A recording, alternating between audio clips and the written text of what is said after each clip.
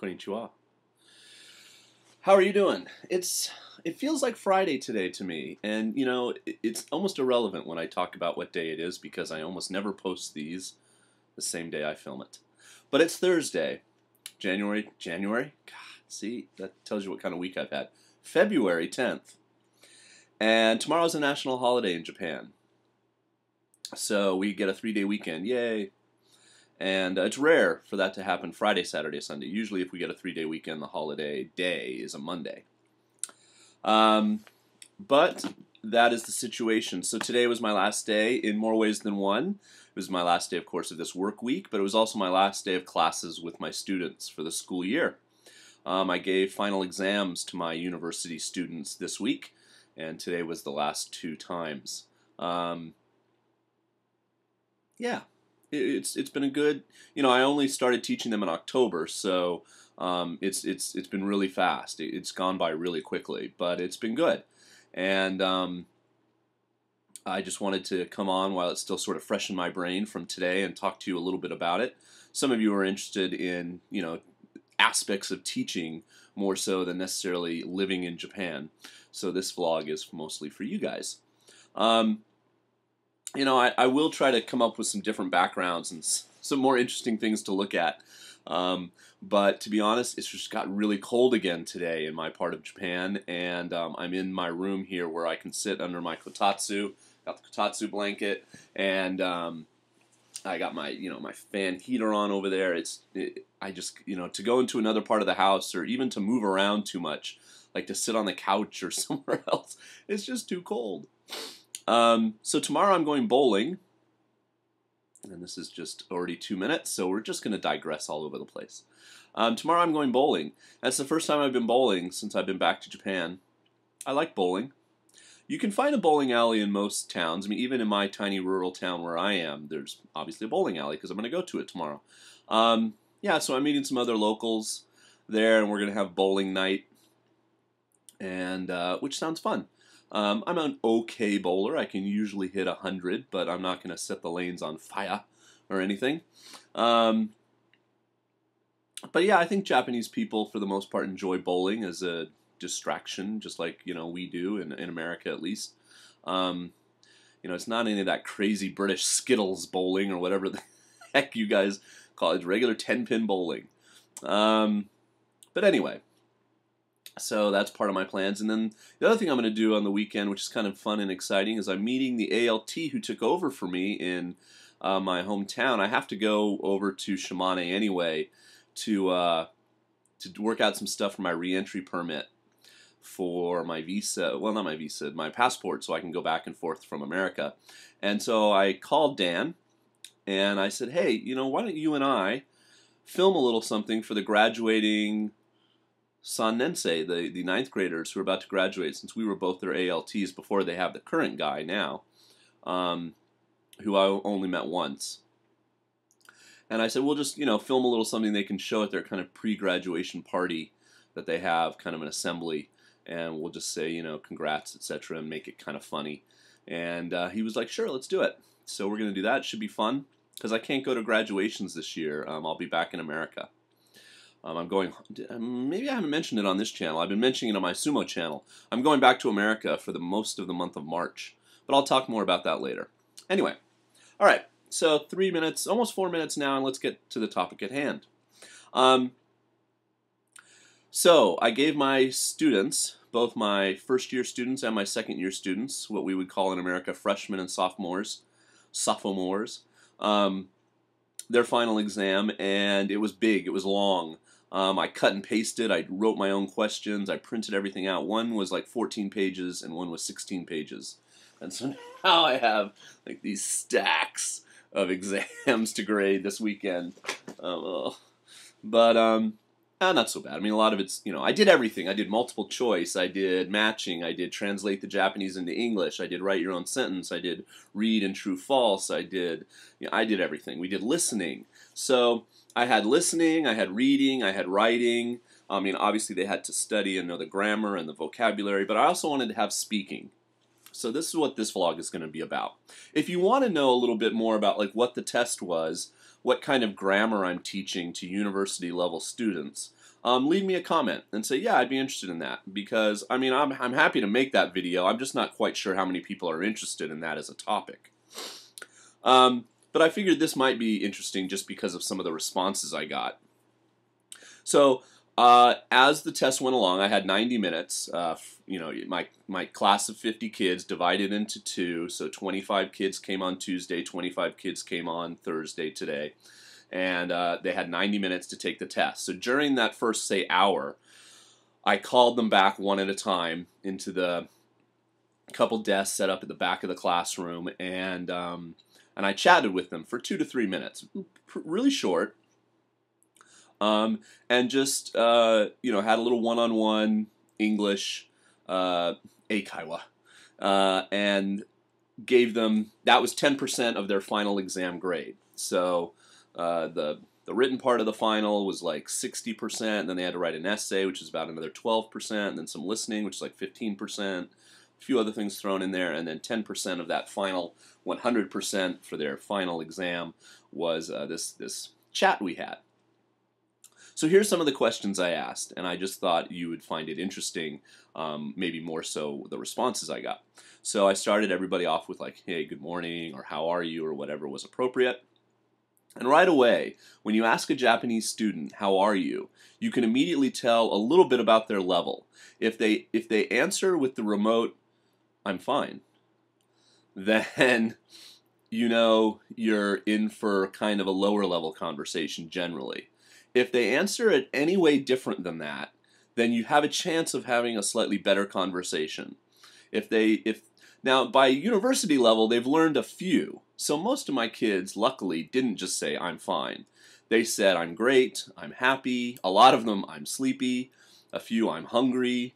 A couple, I'm so-so. Only a very few actually asked me in response, because they're taught very much so in junior high, I'm fine, thank you, and you? But only like 2 kids out of 50 that I saw today probably asked me how I'm doing. But it's because they're nervous and it's a test situation. And I should preface this also by saying that we were in the back of the classroom with all the other students taking their tests in the same room. I couldn't leave the classroom and like have it kind of outside or whatever. You know, I mean, I had to kind of keep an eye on everybody. Not that I would ever think my kids would cheat. So, you know, we weren't, I wasn't talking even as loud as I'm talking now to this computer. I was probably talking more about like this, like, how are you? Okay, well, here's your first question. And, you know, some of them even had masks on. You know, right now it's kind of cold and flu and very cold. And so Japanese people, to be polite, will wear a mask. Not to not get your germs, but to not give you their germs. And I'm like, please take the mask off. I'll risk it for 3 minutes so I can like see your mouth and hear you better. But yeah, a bunch of them had masks on. So anyway, I started everybody off with a really easy one that I figured they could all answer. And I made the questions mostly about themselves, not about stuff from the book necessarily. So the first question I asked every single student, but be it Ichinense or Ninense, was, what is your favorite Japanese food? And what I was looking for was something more than just the one-word answer. So a lot of them just said sushi. What I was looking for was I like, or my favorite food is, you know, I was looking for a sentence, you know, and more of a conversation. So, you know, to get the 9 or 10 points, like to get the best amount out of the grade, they had to do that. You know, if they only gave me sushi, then, you know, immediately they were probably down to, you know, 8 would be the maximum they could get. And sushi was the overwhelming #1 response to that, by the way. There was a lot of responses, but sushi was certainly #1. The ironic thing is I followed it up with, on about half of the students, the second question was, what food do you not like? And this is a hard question for Japanese sometimes. They have to remember to say, I don't like. But what you get a lot is my dislike food, or you get my not like food is. These are the kinds of responses you get from lower level students. You know, so I wanted them to say I don't like, you know, whatever it is. But so many of them, like that one threw them for a loop. Like, I asked them their favorite food. You know, what do I like? Now, in America, I think if you were taking a test, I mean, nobody knows what you like and what you don't like. You would just say something. If I were being asked in a Japanese class, what do you like? I would just say something. Oh, okonomiyaki ga suki desu. You know, like I would just say like what I like. Oh, what do you don't like? Nato ga kirai. You know, I would just say what I don't like, even if it's true or not. But Japanese kids, they want to like give you the truthful answer. So, so I had a lot of them like doing, you know, the kind of thoughtful pause, like, what is it that I don't like? And I think a lot of it is because they're like, during kyushoku, during school lunch, they're like forced to clean their plate. Like, it's like part of their bringing up in like school lunch and like at home probably. And there's not a huge food diversity here. I know some of you are like, well, Japanese cuisine is great. It's true, it's good food, but it's all Japanese food, if that makes sense. You know, there's not a lot of other things, especially probably at Japanese homes. So, you know, maybe they like everything. And I literally had some students say, nothing. You know, they were puzzled, like, how do I, you know, like they were trying to like be like, how do I say I don't have anything I don't like, you know? So I would have to help them sometimes and prompt them like, oh, maybe nothing? Like, you like everything? And they're like, yeah. I had a few funny ones, like, what's your favorite Japanese food? Rice. I just think it's funny. It's like, hey, okay, you know, you like rice. And a lot of them, you know, tried to use the the English word for something, like they would say noodles. But of course, some of them just said okonomiyaki or udon or soba or something. And I just took it because, you know, sometimes, I mean, you know, you're splitting hairs if you want them to say, well, I like soba. Oh, I like buckwheat noodles. You know, I mean, I don't need the actual, like, English translation of everything. So, yeah, what do you not like? You know, is tough sometimes for Japanese students. I asked them, you know, I asked them a where question, a when question, a how question.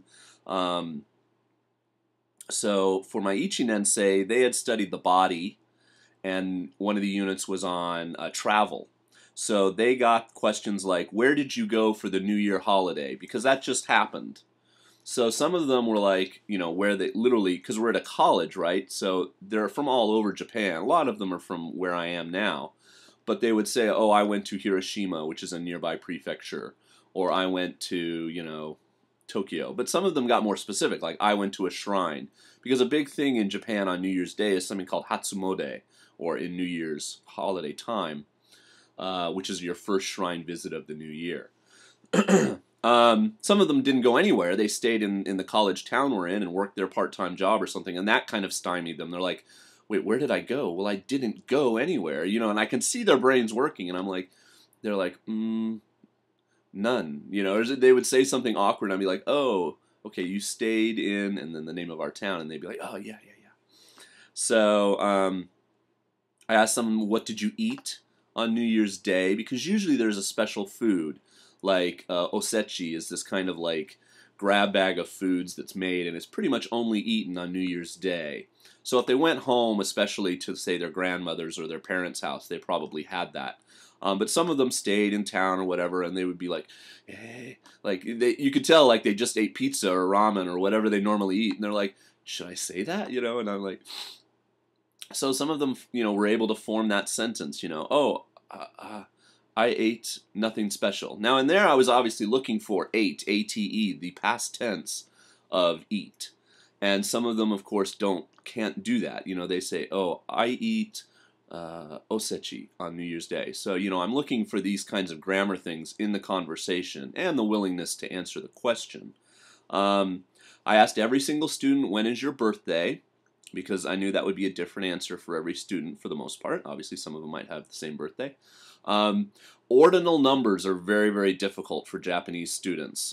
Even you know, I've obviously discovered today, even up to university level. And I'm talking about saying January 1st or, you know, April 3rd or, you know, March 25th.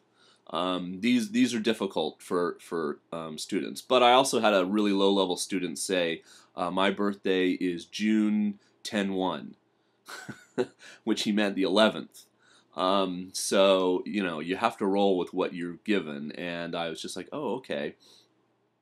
So, obviously all of them know when their birthday is. There was a very, very few of them who couldn't remember the name of the month, because that's something that's drilled into them from elementary school forward. I mean, that's a very common English exercise to do, to talk about your birthday. So that was fine, but then I wanted to expand on that, and I said, so how old will you be this year? How old will you be this year? And that was for anybody that was born before, or I mean, their birthday falls in the year after February 10th, which is today.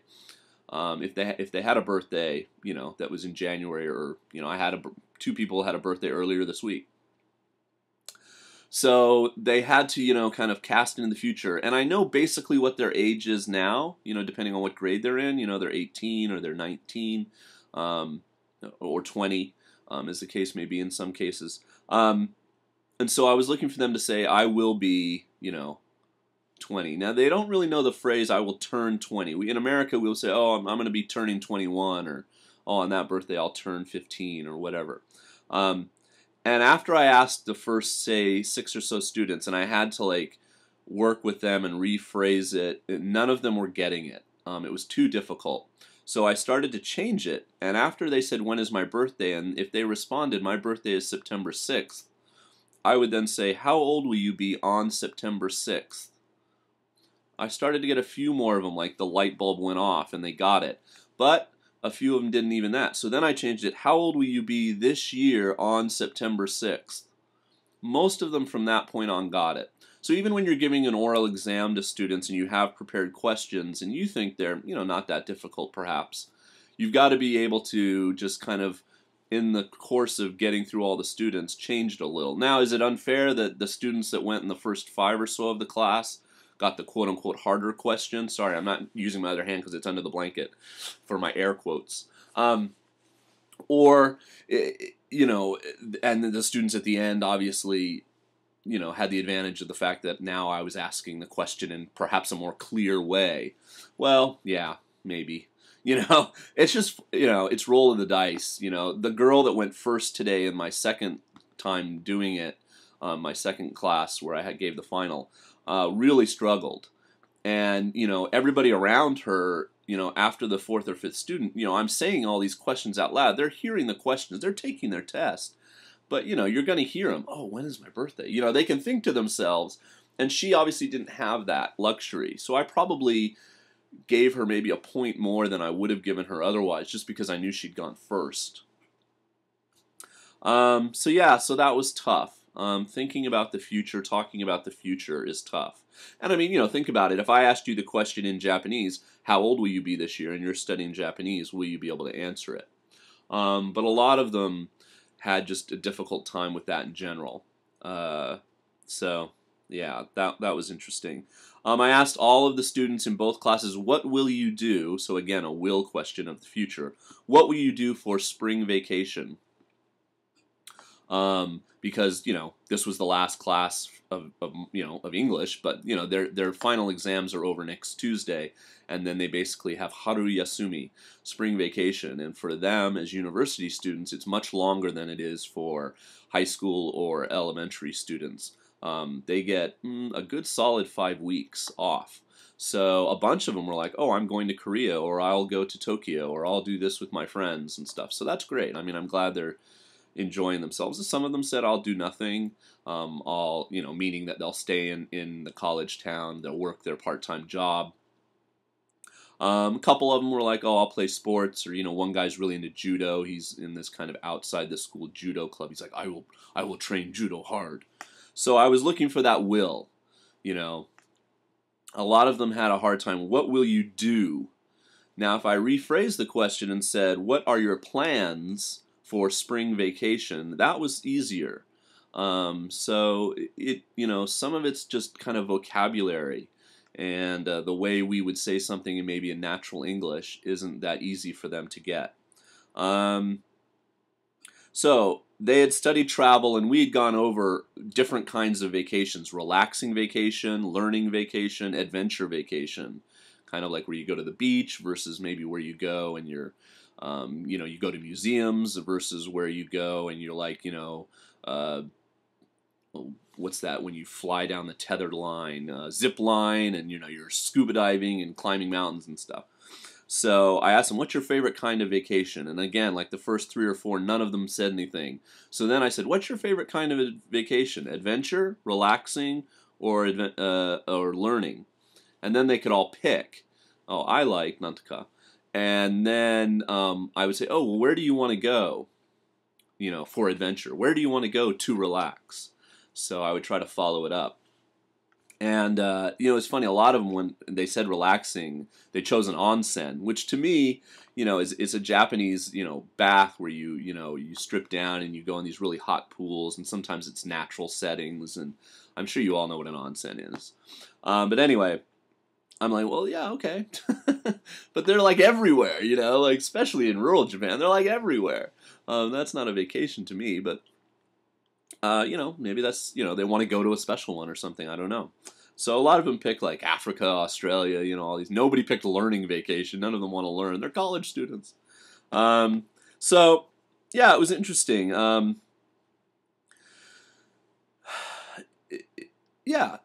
really recommend if you're at all in control of your classes when you come here to teach that you do this kind of activity early. And I'm going to take my own advice, and when I start the new year and I get the kids from the whole year, which I will starting in April, I'm going to do this kind of thing, in the first, maybe not in April, but maybe in May, I'll have some kind of activity like this, because being able to look at the kids in the eyes and kind of talk to them, it's a great way to help learn their names. You really do kind of assess a little bit of the ability that they have. How comfortable they are speaking English. So many of them gave one-word responses, or they resorted to Japanese, and I tried not to respond. And, because they're university students, and some of these are not hard questions. Some of them you could tell just were nervous, and even some of them, when I said, how are you? They say, oh, I'm nervous. And I'd be like, oh, don't worry, it's okay. So my ninensei, just to wrap this up, we're studying, their three textbook units this time were money, art, and learning. Like we talked about college and majors and stuff like that. Now my college is a little uninteresting in that sense because all the kids are kind of majoring in the same vague thing, and I can't really say, what it is. But anyway, it's not like, this guy's a bio major, and this guy's a chem major, and this guy's an accounting major, and this guy's a Japanese studies major, and they're just all together in this freshman English class. They're all kind of basically studying the same thing at this university. So to ask them what their major is or something like that, which you would hear a lot if they ever were to go to America and they were to talk to other college students, that would be a very common question. Oh, really? What are you majoring in? So I couldn't ask them that, but I asked them, what was it that I asked? Oh, have you ever traveled? No, that was the Ichi Nensei Gomen. No, I don't think I asked them anything about learning specifically. No, maybe I didn't. Because there was, and that was the unit we had just done. I kind of wanted to go back and hit on some other things. The one interesting was I asked them, how often do you go to the ATM? Because we talked about money and getting money out and how none of them know what a checking account is. And the responses to that were really interesting. Because obviously they had to, I wanted them to think in like once a week or twice a month or something like that. So that was really difficult. Only about half of them gave a good answer to how often do you do something, in this case go to the ATM. But a lot of them, when they did respond, it was like once a month or twice a month. Very few of them was like once a week. And I mean, in America, you think, we go to the ATM all the time, and the weird thing is we don't even use cash as much as they do here in Japan. Like, Japan is totally a cash society. I go to the ATM probably at least twice a week, probably. But I don't know. There's no worry here about carrying large sums of cash around with you. And they're college students. Maybe they're poor. I don't know. But I got a lot of, once a month, which was really surprising to me. But so a lot of them, would just look at me like, hey, one more, please, type of thing. And I would repeat it. How often do you go to the ATM? And then if they really were still looking at me like, or staring off, I'd be like, I go to the ATM twice a week. How often do you go to the ATM? And then they would be like, they'd hear that twice a week and they'd clue in. So the other funny one, and the last one I'll tell you about, is we had done this thing on art, and their presentation that they had to give in class, they had to work in groups and present an artist. So each group picked an artist, so Botticelli or Picasso or Salvador Dali, or some of them picked Hokusai, or Japanese artists, Munch, Da Vinci. Anyway, so they all had to pick an artist. And they worked basically in groups of 4. They had to put together a PowerPoint, and they had to write some sentences and then get up and speak English in front of everybody. That was my big project. That was a big part of their grade. So we had done this, and this was, we finished back in December. Like it was late November, maybe early December. It wasn't that long ago. So I thought, okay, well, I'll just, kind of ask everybody, who's your favorite artist? And then, maybe I would follow up with why. And so the first 5 or 6 kids I asked on Tuesday, who's your favorite artist? And I was getting all these weird responses, like in Japanese. And I'm like, okay. So I didn't really follow up, and I probably just went on and asked them a different question. Because I have a list here of like, 10 or so, but I only asked each kid like 4 or 5. So then I realized what they were doing is they were telling me like singers, like artists, like musical artists or performing artists, because I started to recognize some of the names. And I'm like, oh, okay. So today when I went in, I changed it. Who is your favorite painter? And because I really wanted them to use one of the names from, and even then some of them like looked at me like, what does painter mean? And so I'm like, oh, we did this project where people, you could do Botticelli, or I couldn't remember from their face like what they had done. And then like, oh, I like, Da Vinci or Lassen or whoever it was. But to ask them that follow-up, to ask them why, is really difficult for Japanese students at this level, for them to express why they like something, that's not so black and white. If you say, why do you like I asked all of them to write on the back of their quizzes, or their exams, and this student didn't, so that's not a good example. Why, this guy did. No, anyway, you can't see it. Why did you like the textbook? Yes or no, and why or why not? And a lot of them wrote like, I liked the textbook because it had a lot of pictures and was interesting, or I didn't like the textbook because it was too difficult. But for them to just sort of like abstractly like, why do I like this artist? It just would have been too difficult. I would have sat there for minutes waiting for them to come up with an answer. So I tried it on a few of the, like if they answered the first few questions really well, and I kind of know which of my students are sort of better, I would then maybe throw that at a few of the students. But the few that I tried it on the first time on Tuesday, I got that like, they're like trying to form the English and everything, and it just slowed everything down too much. So I couldn't ask that. So that was too difficult. But it was good. It was a good exercise. I enjoyed talking with them for those few minutes. I would just ask them follow-ups, like a lot of them like, where did you go for the New Year holiday? I went to my hometown. Oh, where's your hometown? And, you kind of learn a little bit about them and stuff like that. So I recommend this type of activity a lot if you can pull it off. Now, I had 90 minutes, and I got through 25 kids. At 2 minutes a kid, 25 kids, that's 50 minutes. That's almost an hour. And I took about an hour. I was doing 2 to 3 minutes per kid, and then the other kid has to walk away. You have to call up the new one. So it's not something you can do normally in a regular class, especially, say, in high school or junior high where you're given 45 or 50 minutes. You wouldn't have the time to do it.